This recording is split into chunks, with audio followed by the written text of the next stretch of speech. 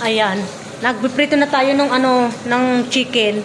Nag-add ako ng ng talong kasi parang manok na. Ayan na guys, yung manok. Luto na siya. Ito na yung ating rice. Gusto ko, alam nyo, gusto kong kumain ng kanin. Ang kanin ay konti. So, okay lang yan. Tapos, kung tutusin, marami na yung kakainin ko, pero di ko pa rin sure kung mauubos ko lahat ang manok. So, ngayon, ang gagawin natin, i-separate natin yung isang manok. Mamaya na. I-separate lang muna natin. Ito na yung talong. Prito ako ng talong para may dagdag tayo. Dagdag investment. Investment talaga. Investment sa tiyan. So, ilagay muna natin siya dito. Kuha tayo dito ng taas. Isang maliit. Kasi, anuin natin yung isang manok. Siguro, i-separate ko na yung isang maliit para sure. So, dyan na natin yan. So, itong kakainin natin. Tapos, yung talong. Hindi ko na siguro to, hindi ko alam kung magsasawsawan ako So, patayin na natin. Okay na yan. Ilagay natin to para pistis. Kaya lang maraming mantika. Hindi ko na siya aalisin ng mantika. Kasi baka magprito na naman ako ng kung ano na naman. So, naka-ready na yung mantika natin. So, mamaya balikan ko kayo. So, kakain na tayo. I'm excited.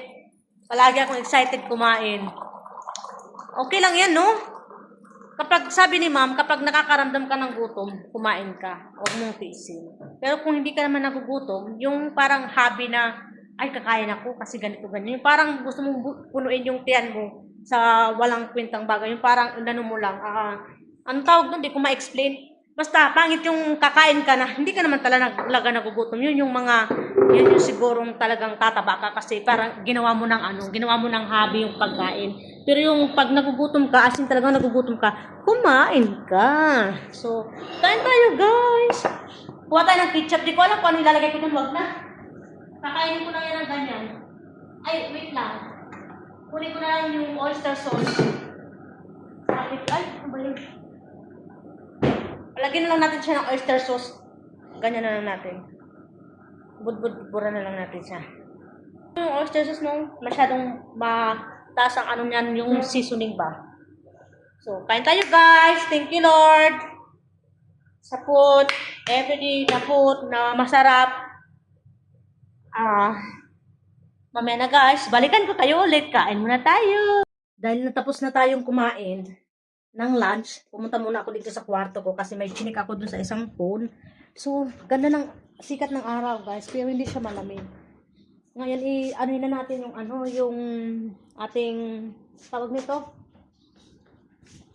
Magsampay na tayo ng mga nilabahan ko para naman abutan pa siya ng araw. Na naman to, matutumba na naman to. Magsampay tayo. Samahan nyo. Tignan nyo, huwag nyo nang pansinin yung medyas ko magkabilaan kasi okay lang yan kasi dito naman tayo sa bahay. Sampay na natin ng konti natin nilabahan na damit nila sir. Hello! Welcome back again. So, andito na naman tayo. Ngayon na pa ako nagising, mga alas 3 kasi ininom ko yung kape kong tira kaninang umaga tapos kumain ako ng tinapay. Then, nagplansya na rin ako at naglinis na ako ng CR ni Sir. So ngayon ang gagawin natin ay itatanim natin to dun sa labas, sa likod, pati ito. Amen. So samahan niyo ako guys, di ko alam kung nasaan yung Punta tayo dito guys. Di ko alam kung nasaan yung Diba? Naninilaw-nilaw na rin yung mga tanim na mint ni Lola. Ito lang yung maganda yung green. Tingnan niyo yung talbos ng kamote, dumadami-dami na rin. So, ayan. Dito tayo. Hindi ko alam guys kung nasaan yung aking tingnan nyo yung aking mini garden. Ang cute ng Hindi ko alam kung ano yung tumubo na yan dyan. Ano yan? Yung yan, hindi ko alam kung ano yan. Kalabasa or something na, hindi ko alam. Tapos yan, yan, garlic tsaka ito. Tingnan nyo, may mga tumutubo. Tinitira ng mga ng tawag nito. Tinitira ng mga ibon. 'Di ba? Ito na yung ating, ang dami kong tanim na sibuyas. Ayan oh, mga tanim kong sibuyas. Tapos, ayan. Ayan oh. Tapos ayun oh, mga bagong tubo. Tapos ayan, mga tanim ko na sibuyas yan. Ito yung laing oh. Laing, thank you Lord. Nag-ano na siya, nanilaw na. Ayan oh, may sibol na isa. Dapat kinuha ko na yan. Tapos ayan oh. Kinudal ko dalang ko yan. Kasi, para hindi pasukin ng mga ibon na yan, oh, matataba na yung mga dahon ng sibuyas. Tapos, ito guys, yung ating ayan oh, yung patatas. Ayan oh, magtatanim ulit tayo ng patatas. Saan kaya yung ko dito sungkit? May laman na kaya yan? Dito natin itatanim. Tapos ito may dala-dala ako, oh. Kaso di ko alam kung paano. Ano to, bougainville, anong tawag din sa atin?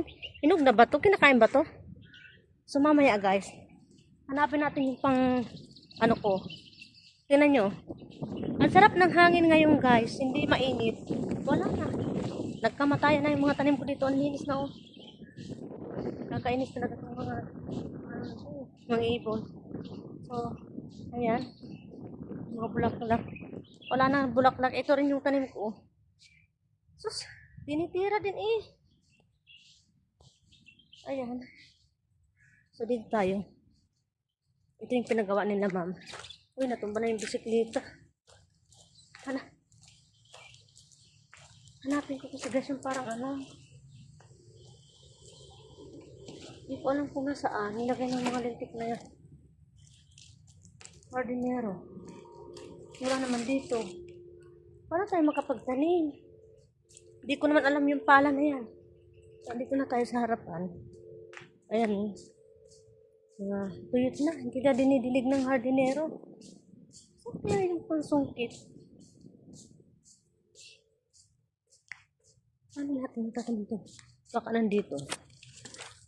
Wala. Yan kaya yun. Ako lang kasi yung nagtatanim-tanim guys. Malikot na naman yung ating camera. Wala.